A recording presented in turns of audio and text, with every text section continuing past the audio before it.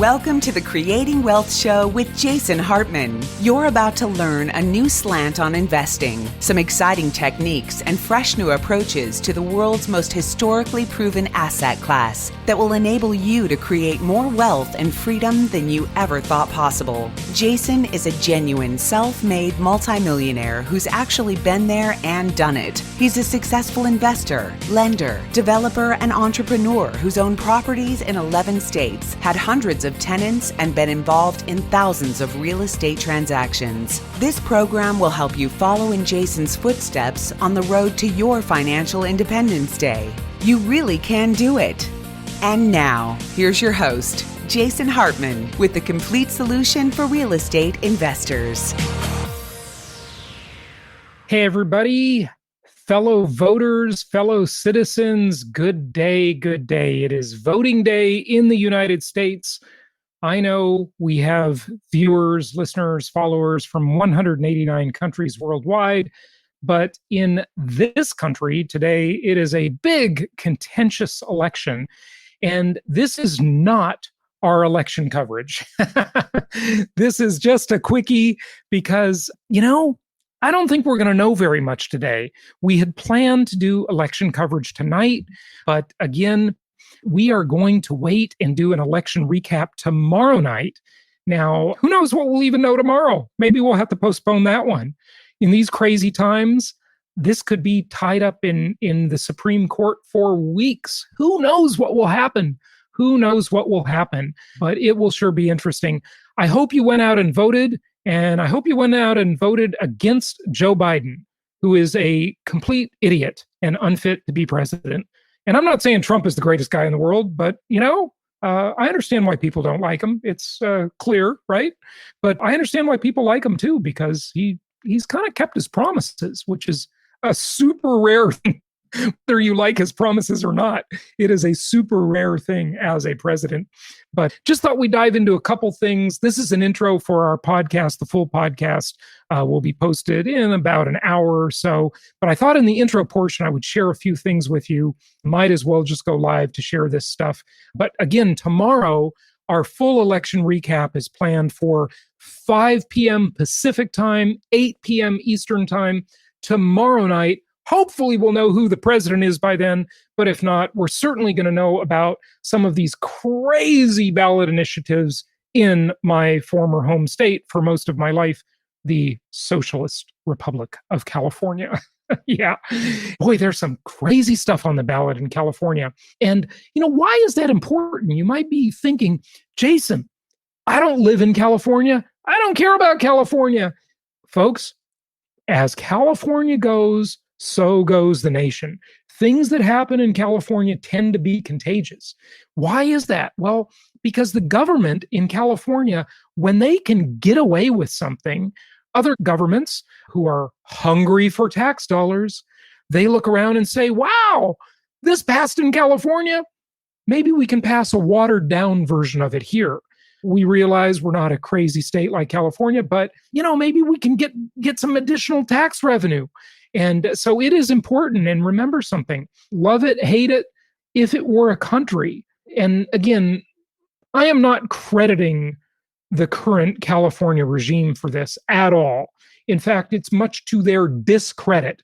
But there was a time decades ago when California was the Golden State, when it was the place where people would go for opportunity, where the streets were lined with gold, where opportunities were made, where dreams came true. And it has ridden and milked that reputation for so many decades. But the benefits and the reality of that disappeared a long, long time ago. But again, living somewhere is a sticky situation. People don't just get up and move that easily. Right? It took me 15 years to get out of California. So understand this is important stuff. It is important stuff. And so a lot of that stuff will be apparent tonight or tomorrow as to what happens with some of these crazy ballot initiatives. Also, we're going to know, who takes the Senate tonight, probably, and that's going to be super important. Most people focus on the presidential election, but hey, Congress as a whole, I'm talking about, both sides, right? That's where the bills come from, right? The House Ways and Means Committee, that super powerful committee, that's where all your tax increases come from. Now, the president gets a chance to veto things, obviously, but it's not just about the president. There's a lot more to it than just the president. Just, that's one branch of government. We have, thankfully, thank God in this country, we have this balance of power, right? This checks and balances system. We have three branches of government.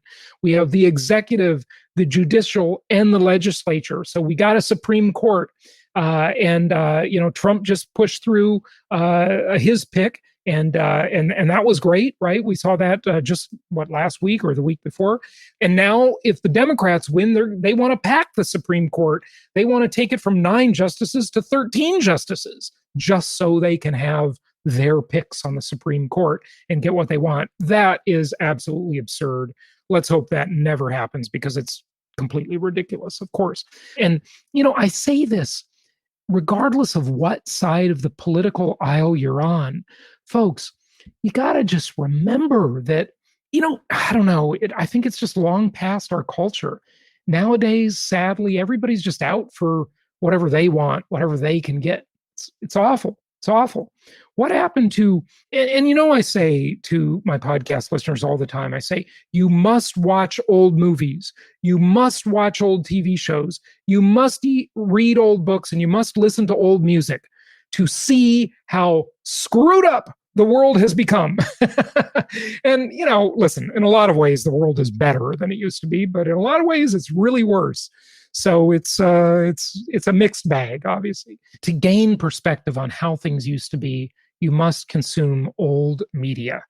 When I say old, I mean 20 years ago, 30 years ago. Watch movies from the 70s and the 60s. That wasn't that long ago, folks. Okay?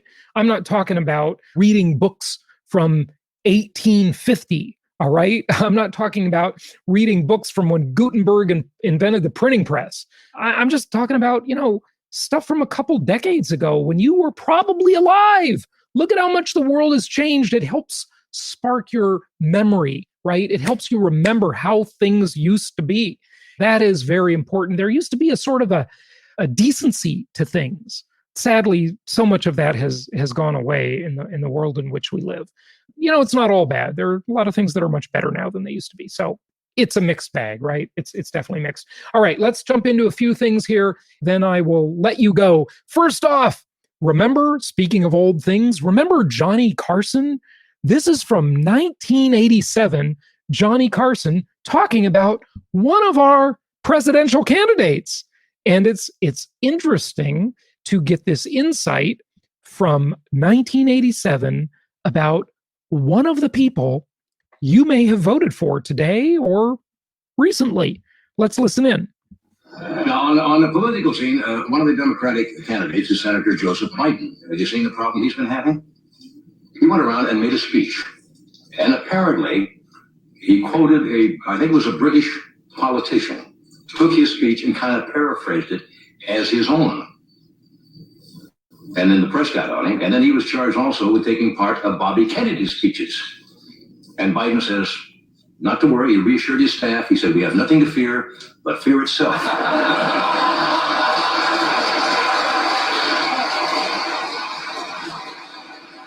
Oh, that was pretty funny. So Biden, the plagiarist. Hey, hopefully you watched Tucker Carlson last week. Tucker Carlson really is a national treasure. I mean, that guy is brilliant. He is the most brilliant guy in the media. No question about it. Tucker Carlson, really interesting. But hey, thought we would look at history a little bit too and look at the chart on the screen. And let's look at the winning margins in some past presidential elections, right? So in 2016, everybody thought Hillary would win, right? The criminal known as Hillary Clinton. They thought she would win. She thought she would win. She thought it was a shoo-in because she'd been around the political establishment. Here comes this outsider, Donald Trump, and just totally shakes things up. And I understand that half of you hate him, half of you love him. There isn't much middle ground, it seems like, with Trump. But whatever, listen, when you're a disruptor, when you shake things up, you're going to have a lot of haters. Throughout history, if you think about it, I mean, there were people that hated Martin Luther King. They hated Jesus Christ. They hated Mahatma Gandhi. Disruptors are hated, okay, whoever they are. And there's that old saying, no prophet is ever revered in their own time. And I'm not saying Trump's a prophet. I'm just saying conceptually, understand, be intellectually honest about it, that a disruptor has to encounter a lot of opposition, a lot of hatred. Anybody that fights for new rights, that wants to, eliminate the deep state or drain the swamp. And I know you that hate Trump will say, he didn't drain the swamp, he made it worse. I've heard it all, right? We've all heard it all. But regardless, okay? So let's just look, you need 270 electoral votes to win. We'll see what those delegates do tonight, and we'll see if the ballots get counted fast enough. I don't know, I don't think we're going to know tonight, but maybe we will. Maybe we will. And even if we do know, it's going to be contested, most likely. So we'll see. We'll see. But Trump won last time, of course, with 304. Obama won with 332. Obama was a disruptor. Look, I wasn't a fan of Obama. I thought Obama was, like an empty suit president. I didn't think he had any qualifications really at all. And, you could argue that Trump doesn't or didn't at the time. Now he does because he's got experience now. But the time he came in, he'd never been in politics, but he did know how to run a business. And I would say at the end of the day, a country is really sort of a giant corporation. Of course, it's different. Of course, there are humanitarian issues and other issues that a government needs to attend to that aren't just business. But like I posted on Facebook yesterday, mostly, and it's not completely, I get it, it's not completely, I didn't say this, but mostly the business of America is business. When business works and people have jobs and they have money and we have private property rights, that is inextricably connected to human liberty and human rights. When you read the philosophers from the past, and the way they developed the thought about human rights and the idea that people just have natural, inalienable rights because they exist, nothing earned. They just exist, so they have rights. And to obtain those rights, you must have private property rights. And for private property to exist, you must have the right to your own time and the fruits of your own labor. Without that, you do not have rights. So when I say the business of America is business, that's just true, because business is what gives people human rights. You don't have human rights in North Korea because you don't have business. You didn't have rights in the former Soviet Union because you didn't have business that wasn't the business of the state.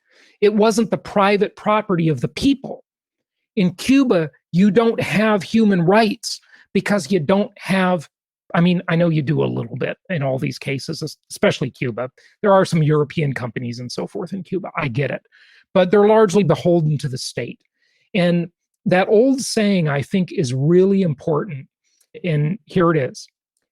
The bigger the government, the smaller the citizen. The bigger the government, the smaller the citizen. It's that concept of crowding out. In any marketplace for anything, in the marketplace for healthcare, in the marketplace for ideas, in the marketplace for widgets, there is a crowding out concept, okay? This crowding out concept always occurs. And when you don't have human rights, when they get crowded out by the government, when you have the government controlling more and more of the economy, the citizen shrinks in importance and their rights shrink. It naturally must happen that way. So when the government is 20 some odd percent of the gross domestic product, the GDP of a nation, then the humans, the people, the citizens have 20% less rights, because you don't have the recourse against a government the way you have it against business, in the idea that you can vote with your feet, you can vote with your wallet, you can vote with your pocketbook, right? Now, sadly, and don't confuse this, because the big business we have in America is absolutely shameful. It's disgusting. The big tech monopolies, the Wall Street monopolies. I always say Wall Street is the modern version of organized crime. Why is there no startup culture on Wall Street? I'll tell you why. Because of government regulations. Wall Street is so highly regulated that the entrenched players on Wall Street love the regulation because it keeps their competitors out. It builds a wall.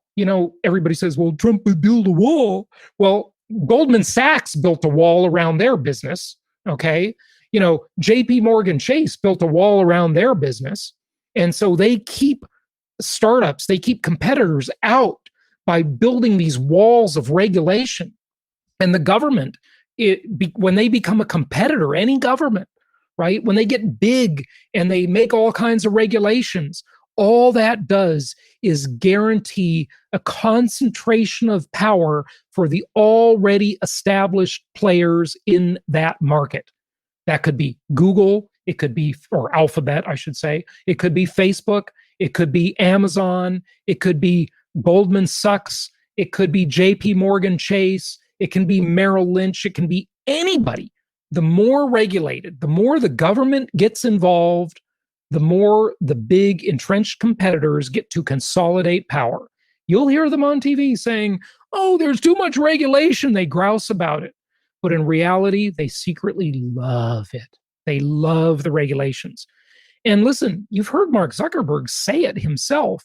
And I got to give Mark Zuckerberg a little bit of credit, right? Usually I'll be critical of him, but I could give him a little bit of credit because like Ted Cruz said last week at that hearing, where Jack Dorsey is just abusing freedom and democratic principles left and right, Zuckerberg, has made a small attempt to be a little more reasonable about the whole thing. Now, we'll see if it lasts or whatever. But anyway, that's that. So here you see Bush, W, he won with 286 and 271 in his two elections. And Reagan was a landslide. And, I think Trump's going to win. I think he's going to handily win, actually. And, it's very hard to say that because the media just keeps telling you that's not the case. Like they told us in 2016. The media just keeps saying that, no way, Biden's going to win. He's ahead in all the polls, all this biased stuff. Well, let's take a look at that for a moment. So here are the newspapers and who they're endorsing for president. How could anybody possibly think that the media is like this impartial watchdog of justice, right? Yeah, I mean, it's absolutely ridiculous. Like, if this doesn't tell you, okay, this is the American Presidency Project, okay? Who are America's newspapers endorsing for president in 2020?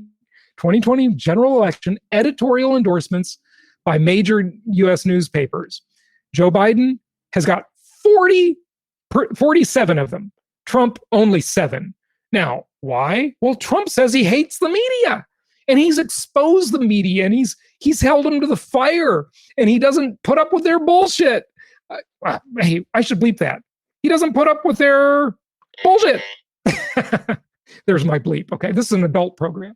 So, yeah, so the media hates him. But you look at the rallies that aren't covered very much by most of the media. I mean, a little bit. You look at the rallies, and you compare them to the Biden rallies, and you just, I don't know, folks. It seems like Trump is probably going to win in light of all this stuff. Now, what was really interesting? That there was this, right after the 2016 election, I was listening to none other than NPR. Okay, NPR, the most left-wing liberal outlet, right? And somehow they let this in. Sometimes they don't censor what they really probably should be censoring for their own pathetic agenda, okay? But I'm listening to NPR, which I occasionally do because I want to know what the devil is up to. And they go to Michigan, and they go to this county that has voted Democrat forever, like for decades and decades and decades. And the NPR reporter, is interviewing people. Why do you think the county went for Trump this time when it's been Democrat historically? And they put a microphone in front of a woman who voted for Trump. And the reporter says, why did you vote for Donald Trump? I mean, everybody's pretty much a Democrat here. She said something really telling. I thought this was really telling. And we'll see if that plays out here tonight in 2020. She said, all we heard is Hillary Clinton talking about identity politics and this and that. And, she insulted us and called us the flyover states and all this kind of stuff. And, and just kept talking about identity politics. And at the end of the day, we just want a job. We just want a job. Why? Why is that significant? Is that because that woman saying that, who was a lifelong Democrat, who turned and voted for Trump, was she out of her mind? No. She understood that a job is the foundation of human liberty. A job, the right to one's time, the right to the fruits of one's labors, the personal property rights that go with that. That's human liberty. That's the main ingredient right there. The right to earn an income and to have life, liberty, and the pursuit of happiness, right? That is human liberty in essence, right there. J-O-B, the opportunity to have a job. So yeah, there you go. We'll see if that happens this time. I'll probably do this one tomorrow. I got some great clips for you. Well, let me do a little bit of this one. We'll do maybe the rest tomorrow, but listen to this commentator, Steve Hilton, talking about the Trump presidency. And I think he gives a pretty fair and balanced idea of it. Okay. But, it's just, hey, facts are facts. You're not entitled to your own facts, right? As they say. Let's start by going back 4 years. I'll be the greatest jobs president that God ever created.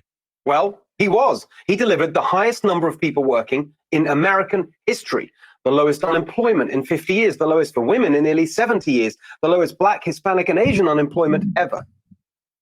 The forgotten men and women won't be forgotten anymore. They weren't. For the first time in decades, earnings rose faster for the lowest paid than the rich. Under Obama, inequality went up. With Trump, it came down. By the end of last year, 3/4 of the people entering the labor force were coming off the sidelines, the highest since records began. To keep our country out of war, we will remember those three very famous words: peace through strength. Trump is the first president since the 1970s not to start a foreign conflict. Our troops are coming home from the Middle East. Our military power has been massively... Hey, liberal friends, do you hear that? Trump is the first president since the 70s not to start a foreign conflict. Hey, remember, you're the flower children of the 60s, right? Peace, right? Give peace a chance. Trump is the president of peace. Compared to all the rest, Republicans and Democrats before him, he's the peace president. None of these awful wars. Enhanced. Trump defused the North Korea nuclear crisis he inherited. He's achieved peace deals in the Middle East that eluded his establishment predecessors. Yeah, I think peace through strength just about covers it. Our horrible trade agreements with China and many others will be totally renegotiated. That includes renegotiating NAFTA to get a much better deal for America. That's literally what he did. He put tariffs on China. He renegotiated NAFTA to produce the USMCA, the most pro-worker trade deal ever. Global supply chains were reconfigured. Jobs came back to America. And Clinton, by the way, that our liberal friends liked so much, he's the one that sold your job down the river. Clinton, now listen, Bush wasn't much better, okay? I'm just on balance. But Clinton was the guy who really put the nail in the jobs coffin in America and just sold us out, okay, in terms of American jobs. It all rests on Slick Willie Bill Clinton. Now, Bush, they're all globalists, except Trump. He's the only non-globalist, right? But Clinton was the worst offender in terms of the suppression of wages in America, The job losses, I mean, absolutely appalling. Clinton really, really screwed American workers like no other. Household earnings rose and inflation stayed low. The globalists were wrong and Trump was right. I will produce for the inner cities, and I will produce for the African Americans. Opportunity zones with billions of dollars of new investment for urban areas, record funding for historically black colleges, criminal justice reform to reverse the destruction of Joe Biden's crime bill. The only federal action on police reform after George Floyd, while Kamala Harris blocked police reform in the Senate. All that on top of the lowest black unemployment ever, the lowest black poverty ever, and a massive rise in average income for black families. A Trump administration will secure and defend the borders of the United States. Catch and release terminated. The wall nearly finished. Asylum seekers remain in Mexico. Caravans turned back thanks to the threat of tariffs. The result? Illegal border crossings down, gangs under attack, immigration under control. We are going to appoint justices of the United States Supreme Court who will uphold our laws and our Constitution. Gorsuch, Kavanaugh, Barrett. Moving on. I am also going to propose a massive tax cut to unleash prosperity in every city and every state in our country. The Trump tax cuts gave the average family an extra $2,000 a year and reduced our business taxes from among the highest in the developed world to one of the lowest. As a result, companies came back to America and investment boomed. We'll get rid of these horrible regulations that make it impossible to do business in this country. A massive program of deregulation led to higher investment, which boosted productivity, which increased workers' pay. Right there is the monopolization concept I was talking about earlier. The more regulation, the more of a wall it builds around the entrenched businesses. And when they have that wall around them and they have no competition, guess what? They don't have to raise wages. They don't have the pressure of the labor market. They don't have the pressure of, providing the best product for the customer at the lowest price. It's just unbelievable. Yeah, it really is. On defeating terrorism and destroying ISIS. Our military leaders were given that focus. They were given operational control after years of second guessing by Obama-Biden. ISIS was destroyed, losing 100% of its territory. Get the picture? That's just a top 10. Has there ever been a president who delivered so many of his promises in so many policy areas as Donald Trump? Biden says, who cares? Coronavirus. What is he even talking about? Trump shut down travel from China in January. Fauci says that saved thousands of lives. Where's the highest death toll? New Jersey, run by Democrats. New York, run by Democrats. Republican Florida, no lockdown, no mask mandate, many more elderly people, much lower death rate. What's the best single thing any leader could do? Bring the pandemic to an end as quickly as possible. The only way is vaccines and treatments. Trump was on it right from the start. He brought the drug companies together, the military, the bureaucracy. Yes, he yelled at the FDA. If ever it was vital to have a businessman in the White House, this was the moment. If you'd had Biden there, we'd be waiting years for the vaccines, years for the treatments. The idiots in the media attack Trump for saying we're rounding the corner. But even the New York Times' own pandemic expert now says this, quote, experts are saying with genuine confidence that the pandemic in the United States will be over far sooner than they expected. Don't vote for Trump despite his pandemic response, but because of it. Just like the other big issue that's dominated this year, we've shown you Trump's record on racial justice. And yes, he'll bring law and order. But equally, he'll bring opportunity with his Platinum Plan for Black America, boosting community lending for Black entrepreneurs, millions of new jobs. Biden would shut down opportunity zones. Trump will expand them. Biden would abolish school choice. With Trump, there'll be more. Biden says he'll heal our racial divide. What? Mr. You ain't black, Mr. Predator, Mr. Crime Bill that destroyed countless Black families and communities. On the issues, on the policy, Trump is the right choice. On the economy, he pioneered a new conservative populism. pro-business on tax and regulation, pro-worker on trade and immigration. It led to the greatest economy we've ever seen, a blue-collar boom, lifting up those left behind by the establishment economics Biden would take us back to. On foreign policy, perhaps Trump's most consequential achievement and greatest legacy, reversing decades of establishment surrender to confront China's rise. Biden says normalcy. For working Americans, normalcy is cruelty. They send your jobs to China, then go to China to get jobs for themselves. You get poorer, they get richer. Normalcy is career politicians like Biden and Harris, totally controlled by the bureaucrats and the administrative state. Biden says his tweets, we want calm. Calm? Biden's practically comatose, the feeble stooge of fighting factions and the far left. The snooty, snobby, superficial establishment want this election to be about style, not substance. Well, that may be fine for the already comfortable, but for Americans who are struggling, who want to climb the ladder of opportunity, try doing that with a Biden speech about the soul of the nation. On the substance, in any fair election, Trump would be resoundingly re-elected. But we don't have a fair election. NBC, ABC, CBS, CNN, NPR, New York Times, Washington Post, Facebook, Twitter, all of it, nonstop, wall-to-wall Biden propaganda, the alliance of bias, colluding to suppress information and suppress the Trump vote. They're the ones undermining our democracy. For 3.5 years, they plotted and schemed against President Trump from morning till night, and look what he was still able to accomplish. Now, they want to destroy Trump and his supporters, not because of policy or results or anything real, but because of their insane, irrational hate. Yes, there is the policy argument. Okay, folks, that's enough of that one. I hope you enjoyed it. I got to go because I've got to get this to the producer. Tomorrow during the election coverage, we're going to talk. I got a bunch of charts for you to go over, okay? We're going to talk about, what Americans fear in the future in terms of what's coming up, possibly.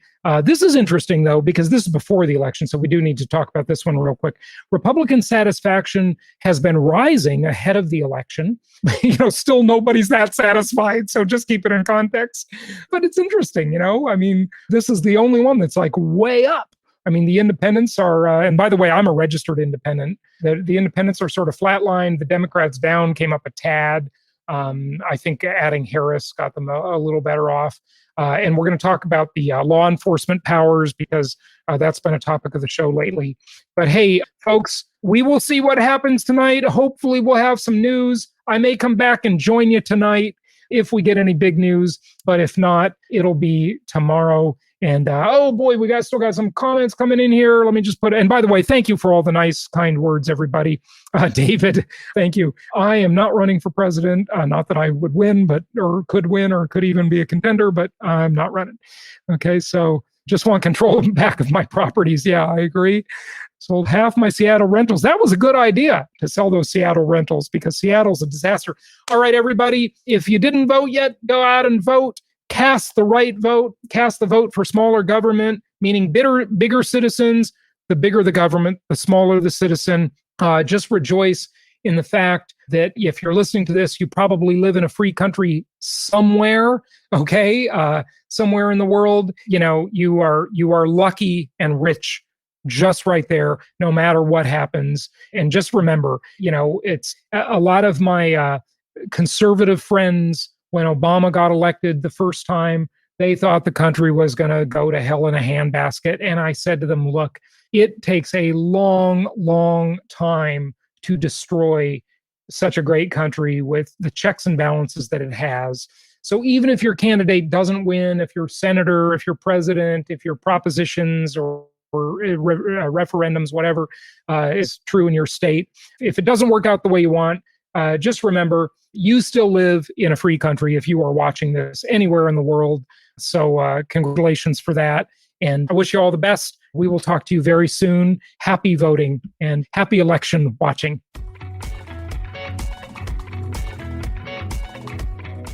let me play a little bit of this O'Reilly clip here. And, I haven't seen O'Reilly in a while, but he's just talking about, like, very rationally about the differences between a Trump reelection and a Biden presidency and what that would mean, what they would do. And I think you'll be interested in hearing what he has to say. Let's just play a clip. Here we go. We got 330 million Americans. Census was just completed. We got 15 million undocumented people living here. So that's a 345 number. That's a lot of folks. The first thing that's going to happen is the 15 million undocumented will get amnesty if the Senate goes Democrat and Biden's elected. So, like that. Second thing that's going to happen is going to be a new border policy, much more lenient. They're going to say it's for asylum seekers. But that is just an invitation for everybody in the world to come here and say, I want asylum. Somebody's mean to me back in Honduras, and there's a gang after me. All right, so right away, the Democratic ranks will be swollen by 15, 20 new citizens.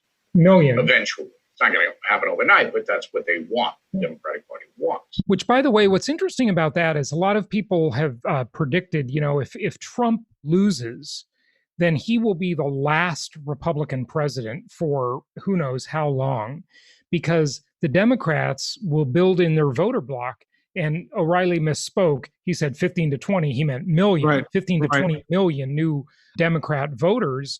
They're just going to lock that in by just providing an amnesty. And those people typically vote Democrat. So thoughts on that? Well, that and add to that, they're giving Washington, D.C. and Puerto Rico statehood, both very strong Democratic strongholds, which throws the Senate. So that would have 4 new senators. 4 new Democratic senators. Yeah, right. 4 new Democratic senators. Thank you. It breaks my mind, actually. It breaks reason in my mind to think that it makes sense to let tens of millions of people into the country that are here illegally and then give them health insurance and education and so forth. When we have a massive homeless problem, an opioid epidemic, we have veterans committing suicide, those people need care. They need the financial aid. And we have, not to mention, a pandemic and all kinds of problems there, very uneven recovery. What about helping the people who contributed to the country? Right. I mean, absolutely. I live in Southern California, Jason, and the ethnics here are really out of balance. Part of the problem, and I love Mexico. I love Mexicans. I'm serious. I got a lot of work with that community. But along with these 15 million, 13 million, whatever it is, comes MS-13, which is actually not Mexican, but from San Salvador. And these people are these are nasty killers. Well, and the drug cartels, and we know about the kidnappings in Arizona and all of that stuff. This is problematic stuff. I mean, what is the big deal about a country controlling its border? Like, why is that controversial? Mexico, and interestingly, what's interesting, John, about that? It's so hypocritical because Mexico is very, very much about controlling its southern border with Guatemala, right? Isn't that ironic? Listen, it's a mindset. And I talk to people that are of that political point of view, and there's no reason, there's no logic. It's some kind of bizarre, low-toned emotion, propitiation towards others, and some kind of feeling of superiority towards minorities, and I have to give them this or give them that. Let's go to that clip in a moment, okay? Because I've got something for you coming up on that. Yeah, you'll love it. All right.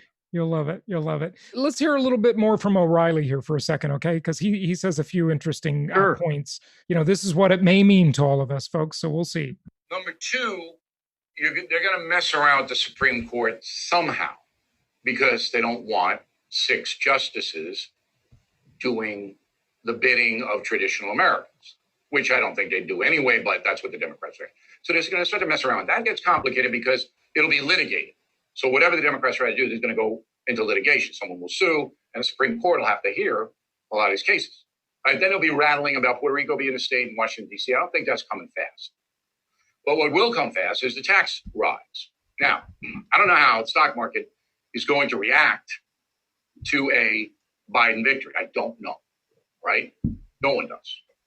But you will get February, March, a substantial tax rise on corporations and African Americans. It'll be retroactive back to a date.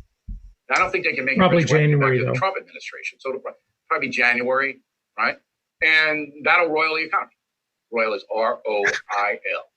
It'll roil. So you're going to have, if Biden wins, you're going to have illegal immigration. Boom. You're going to have tax rise. Boom. You're going to have a lot of social programs. So Trump did a lot of executive orders. They're all going to go. And there'll be a lot more regulations on oil, all of that. And then you're going to start to see the unintended consequences of all of that. In the meantime, it's going to be a really nasty, nasty media payback. Trump will be hauled in and they'll do stuff to him and everybody who served in his administration and commentators, and it'll be really nasty. It's not like, oh, we won, we're Democrats, let's just get everybody together. That's not going to happen, right? It's going to be bad. And the political correctness, the totalitarianism on college campuses, all of that's going to go through the roof. All right, cancel culture, Me Too, crazy. The first 6 months here is going to be really not good. So if you have you can't even travel because of COVID. I was going to say, take a trip to Nepal somewhere and sit out the first 6 months. Now, I'm going to be here to tell you what's going to happen and how you protect yourself. That's how this program is going to function. So we're going to say, all right, here's what they're doing here, here's what they're doing there, this is what you have to do. Because there are going to be ways to protect yourself. But it's going to be bad. It is. If the Democrats sweep, it's going to be bad for 2 years. Because there's going to be so much damage done in those 2 years that in 2022, when you have the midterms, Republicans will come back and control Congress. I mean, Nancy Pelosi and Chuck Schumer are fanatics. And then you're going to have the Green New Deal. That'll take a little longer to start spending trillions of dollars to alter global warming. But Biden's going to have to do it.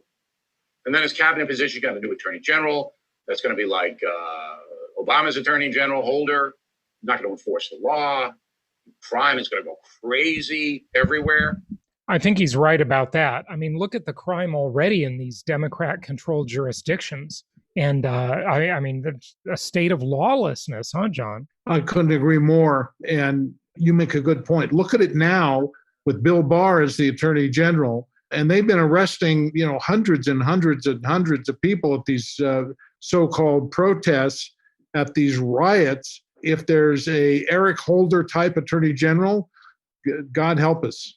Yeah, it's just a selective enforcement. Well, you'll get some, soccer mom driving a Volvo who will get in trouble for something ridiculous. Yet these, the saddest thing about these war-torn areas of our country where these riots have just been allowed to continue, whether they be Portland, New York, now Philadelphia, I mean, all of these, Minnesota, all of these places, right, is that these stores are not opening up again.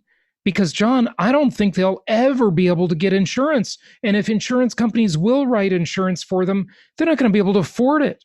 The rates will be so high. I mean, like Fifth Avenue, the famous Fifth Avenue in New York City, shopping on Fifth Avenue, right? It's like an iconic thing. The windows of the merchants decorated for Christmas, the Macy's Thanksgiving Day Parade, all of this stuff, it's over. The stores will not open again. I mean, a few of them will. It's, of course, a figure of speech, but nothing like it was before, huh? No, this is not just a bump in the road. This is a deep blow to the country, to its economics. And you have the riots combined with this economic shutdown policy, which, in my opinion, is insane. There are companies falling by the wayside, declaring bankruptcy, and they're closed. That's it. They're gone. So rebuilding the economy, I mean, it's going to take Trump to rebuild this economy starting next year. But there's some of these folks that are never going to recover. Now, hopefully there'll be, new entrepreneurs to take their place and move on and bring entrepreneurship back to the economy. As you know, I mean, it's the small business guy man and woman who is the backbone of this economy. But these riots are devastating. And take Portland as an example. You've got, Black Lives Matter and Antifa destroying Black-owned businesses. They don't care. They're driven by hate and anger, not on... And paid for by George Soros. Yeah. Paid for by George Soros. Don't get me started on this guy who is one of the most evil people on the planet. He misses communism from his childhood in Hungary. He must miss it. Yeah. Totalitarian dictatorships. He misses it for whatever reason. A really, really bad actor. But the PR line is social justice. But when you look at the products, when you look at the results, not social justice. It's pure hatred and destruction. Yeah. And if, going back to the point that you made earlier, there's an Eric Holder kind of attorney general, this stuff will continue and there will be no enforcement. So it's unbelievable. Give us your thoughts on the migration patterns. Every place that is run by the left becomes a disaster. It's just amazing how accurate that is time and time again. We'll start with Detroit, that used to be one of the flagship cities of the world, that was just destroyed. It was just completely ruined, that city. The population, less than half of what it was at its peak, right? Well, outside, the population of the country has massively increased at the same time. And then, we see a lot of areas in Illinois. We see California, people are leaving. We see New York, people are leaving. And people are voting with their feet, and they're taking their money with them. They're taking their brains with them. Many years ago, I left the Socialist Republic of California, where you still are. You're hanging there long. I left 9 years ago. And I said that California would attempt to build an economic Berlin Wall to try and stop the money drain. And, that's actually a proposal now. Right? They're talking about it. They've got the bill to do that, the wealth tax that is 10-year retroactive wealth tax. I mean, I could be liable for my last year there if they pass that. And you know what? Here's the thing about it, folks. It doesn't have to pass. Prop 13 doesn't need to get overturned in the next time around. The wealth tax doesn't need to pass this time. It's coming. Okay, it's a slippery slope. This stuff is introduced, and then everybody starts to get comfortable with it. People rearrange their lives. Some people leave, others sort of accept, and then it passes. And here it is. What are your thoughts about the migration trends, John? Well, let me just step back a little bit in terms of talking about the cities. I'm originally from San Francisco. I'm a San Francisco boy. I love that city. Yep. And it has just been destroyed. I know. Just destroyed. Starting with Gavin Newsom, who was the mayor there, Yep. Here's a guy that was the mayor of the city. He has an affair with his best friend's wife. They're both working for him as the mayor. And so he's having an affair with his best friend's wife. It becomes public knowledge. The San Francisco Chronicle reports on it. And he kind of issues this mushy kind of apology. Gee, well, things happen. And then he becomes governor. And, what he's doing, there is a serious effort to recall him. I don't know if it'll come off. He should be thrown out of office in a heartbeat. So he's destroyed San Francisco. Eric Garcetti would do the same to Los Angeles. Yeah. So back to the migration, I've got a lot of friends leaving California, a lot of friends. They're going to Arizona. They're going to Texas. They're going to Vegas. They're going to Nevada, a lot of them. Yeah. Yes. Yeah. I got a very good buddy and just moved over there. So, people do vote with their feet. And the answer to the finances of it is, good, we'll raise taxes. And then more people leave. Which is what I was going to say, just drives more people out. Yeah. If I weren't, I'm living in a gorgeous mountain community north of LA. I love it here.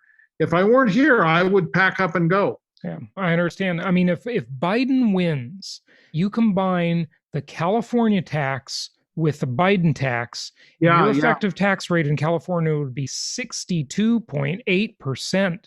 Can you imagine? Plus, that's just income tax. It doesn't include all the other taxes we all pay. That's right. Wow. That's just unbelievable. So we'll see. I mean, we've got an election.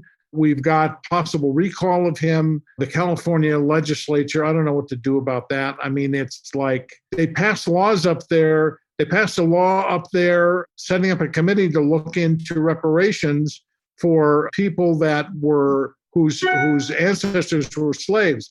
I used to teach California history at San Jose State University. Here's a clue. California was admitted to the Union in September of 1850 as a free state, Jason. Right. It was against the law to own a slave here. Right, yeah. And then 15 years later, that went away anyway, right? But California was never a slave state. So it's what they want to do is they're just pandering to buy votes. That's always what they do. It's nonsensical. It's just completely nonsensical, Anyway, we've got 24 hours, and I'm hoping, I think that Trump's going to win. I look at these rallies. They're awesome. I've never seen rallies like this in the history of this country. I know. And you look at the polls and what the media is saying, and you got to believe they're just lying. I mean, like if you go with your gut, it really looks like assuming the election is fair, which I think now we've seen with all the mail-in voting and all of this stuff. Why can't I buy a gun in the mail? I can't do that, right? If it's so safe, right? It's just right. It's just absolute hypocrisy. But that's a way to have a lot more voter fraud with mail-in ballots. And what you don't see is the ballots that never get there. It's very easy to know which districts are Democrat and Republican. Almost everybody that works for the post office, I'm sure, is Democrat.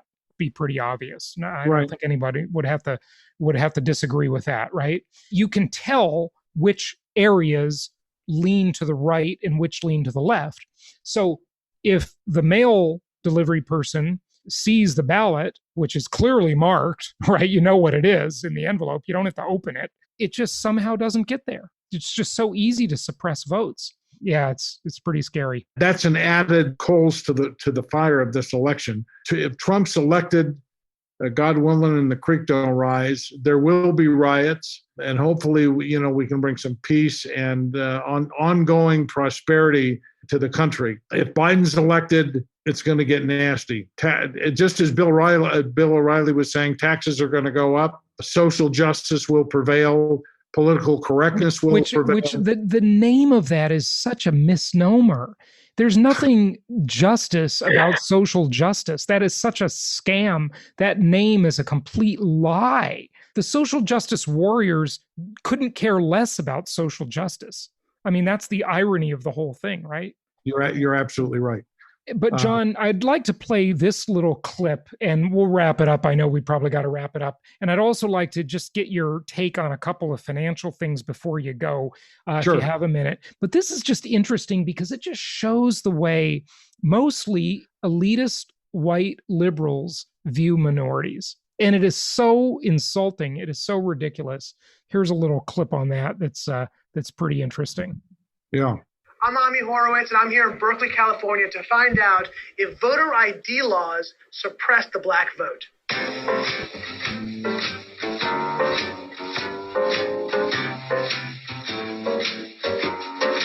you have an opinion on voter ID laws? Yeah, they're usually pretty racist, and they're bad. I think voter ID laws are a way to perpetuate racism. Would you go as far as say those laws are racist? For sure. Do you think it suppresses the African American vote? Definitely.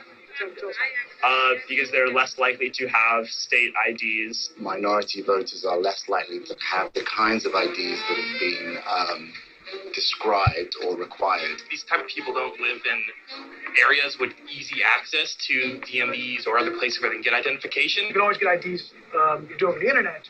Does that also make it difficult for black people in particular? Yeah, you have to have access to the internet. You have to be able to pay an internet service provider for certain fees. Do you think that's harder for black people to go online?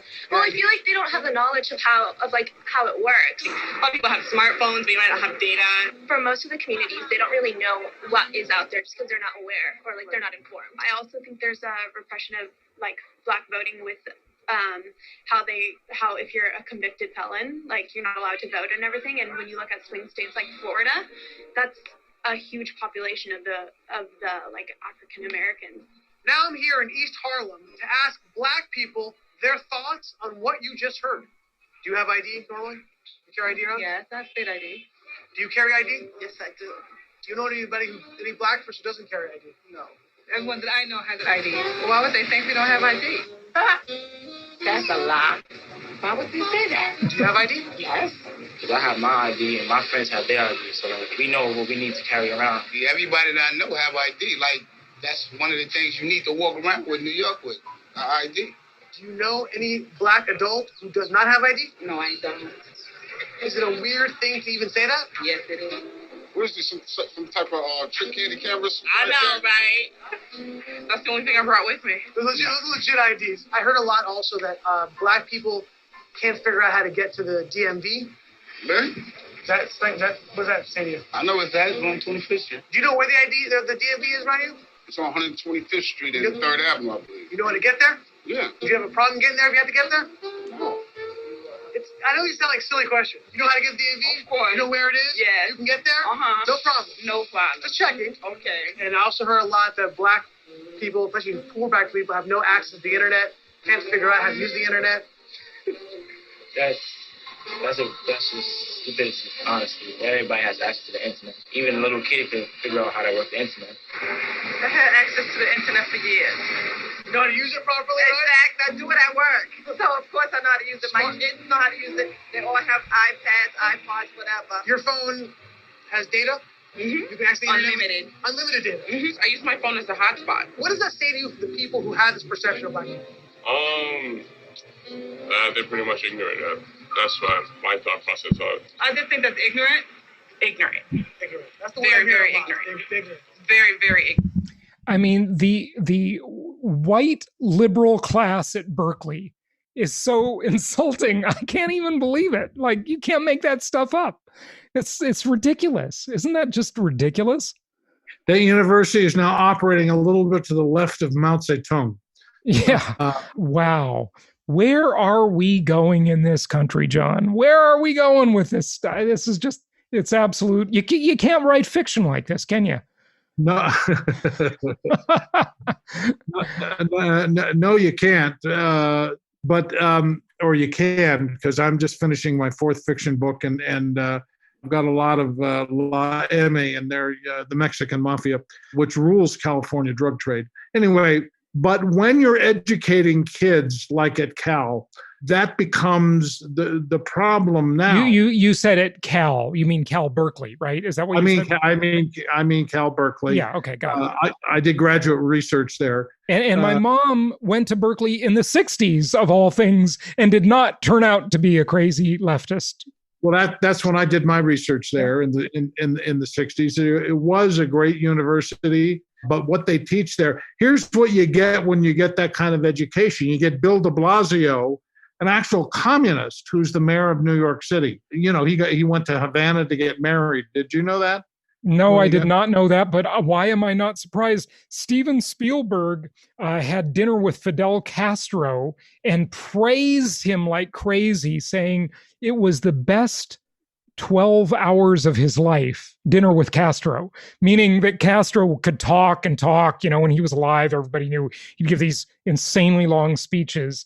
Right. And so he said it was the best 12 hours of his life, dinner. Yeah. It's the right target, actually, in terms of correcting this nutty political environment, is the education system, where on the one hand they've got that the New York Times 1619 history of the United States, which is completely revisionist. Nuts. Yeah. So the reform should start there, is my opinion. Yeah, absolutely. Absolutely. Well, hey, thanks for talking about politics, folks. We'll be back to financial stuff, but we got a big election tomorrow, so we had to talk about politics today. But I just want to get your take, and I'm sorry I didn't ask earlier. You've been researching lithium a lot lately, and obviously electricity is a big deal. Battery technology is a big deal. What's going on in that market? What were you going to say about that? I just published today our monthly newsletter on that subject, on lithium. The title of the newsletter is Lithium, the New Oil. And you need lithium for rechargeable batteries. So think about cell phones, think about computers, think about that kind of thing, and then start looking at the electric vehicle market, which publicly is driven by Elon Musk and Tesla and U.S. car manufacturers. But the EV market, the electrical vehicle market, is booming in China. It's booming in India. And these cars need lithium for their batteries. So it's a hot area, kind of a somewhat new area of investments, and it's going to grow and grow. So, watch for good lithium stocks. I actually mentioned a couple in the newsletter. So I'm a big fan of that as an investment area now. Good stuff. And last time you were on, we talked about bank bail-ins. And that was a really popular piece that we talked about, tons of views on YouTube and so forth, as I mentioned. Explain what a bail-in is real quickly, just why this is a possibility and a concern, and especially couched in the political environment we're in, because as government, the one thing I say, and the one reason I really wanted to leave California for so long, and I repeat this often, you never want to live in a jurisdiction where the government is desperate, where they are so desperate for money that they become predatory on their own citizens, with parking tickets, with red light cameras, with speeding cameras. These are all, the police are the modern day tax collector. They won't stop the riots and the destruction of Minneapolis or Philadelphia, or certainly not Portland or Seattle or New York, but heck, they'll give it tickets because that's where the money comes from, right? And so, you see that soccer mom going 5 miles an hour too fast in her Volvo, you better pull her over and give her a speeding ticket because you can raise revenue there. You're only going to lose money arresting people for rioting, right? So it's a messed up system, isn't it? Yeah, don't let your parking meter run over in Los Angeles. I'm telling you, it's uncomfortable financially and in terms of having to get your car if you happen to get towed.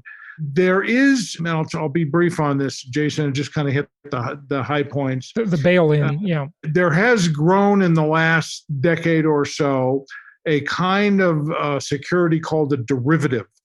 There are 1.2 quadrillion dollars worth of derivatives in banks on the planet. Most of these derivatives, these securities, are bets on the direction of interest rates. That's all they are. B of A says the interest rate on Greek bonds is going up. Deutsche Bank says they're going down. They bet. That bet becomes a security. People bet on those bets. People bet on their bets, and there's this pyramid of these Vegas-like securities. I think somebody's going to stick a bubble in that world. You mean a pin in the bubble, right? Yeah. A pin in the bubble. Thank you. There are $227 trillion worth of derivatives in the major New York banks. And so the godfather of the global financial mafia, the Bank for International Settlements in Basel, Switzerland, who basically rules banking on this planet, basically structured something to protect the banks from being taken down by derivatives exposure, and that's called bail-in. Bail-in means that if a bank is troubled and going bankrupt, that they have the right to take your deposits and convert it to bank stock. Take your deposits and convert it to bank stock. So this is literally, if you have money in the bank can just take it and say, instead of your deposit account, you now own stock in our bank. In our failing bank. In our failing bank, yeah. Even if you didn't want to buy the stock in their failing bank. That's right. Yeah. So that's official policy in the EU. Canada adopted the policy a couple of years ago. And when you read the Dodd-Frank bill, it permits that in the United States. There's actually a memo online. People could go find it, written by the FDIC and the Bank of England jointly, that explains how bail-in policy would work here. Wow. So I just, I tell your listeners, make sure you're in a strong bank. I encourage them not to bank with the big money center banks. Find a good regional bank, because the big money center banks are the ones full of derivatives. But that's what a bail-in is. It's there. It's my opinion that the Bank for International Settlements didn't do this for no reason. So I don't like to prognosticate as I like prognosticate. Hey, don't pull a Joe Biden on me. Bad news, but I do think the banking system in the United States is going to have some trouble. Yeah. So let me ask you about the derivative thing. Just super quickly, we'll wrap it up here. So, I've long called derivatives. I like doing these folksy, simple things, right? I call a derivative the thing about the thing. Okay. And so the interesting thing about derivatives is like any investment or any asset, there's always a counterparty. So if one person loses, another party wins. So my question is, those numbers with derivatives are obviously astonishing, right? They're insane numbers. The global GDP, right, just to give a comparison, is about 80 trillion a year or 100 trillion a year, I think now. About 100 yeah. trillion. And the US is like 22 trillion a year or something like that. So that's a comparison for how massively giant the derivatives market is. But say it collapses. So someone will lose and someone will win. The chairs move around in the game of musical chairs, but does it really lead to such a disaster? Here's the question. Can the loser afford to take the hit? JP Morgan Chase, Jason, the last time I looked, had about $50 trillion worth of derivatives exposure. Wow. The numbers are eye-watering. They're almost, you can't even think with them. Yeah. So I think if one bank takes a hit, you'll have something like 2008 where it will just spiral out of control. It may or may not have anything to do with who's actually healthy and who's not. As we've seen and as we've been talking about, it's a PR world. Mm-hmm. And the financial press can be as biased and as jaded as the political press. So that's very, very disconcerting for sure. John Truman Wolfe, what is your website? strategicfinancialintelligence.com. Bit of a mouthful, strategicfinancialintelligence.com. John Truman Wolfe, thanks for joining us again. My pleasure. Thanks for having me.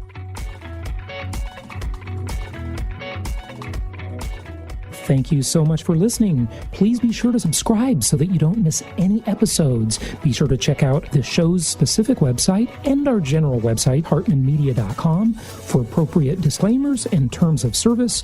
Remember that guest opinions are their own, and if you require specific legal or tax advice or advice in any other specialized area, please consult an appropriate professional. And we also very much appreciate you reviewing the show.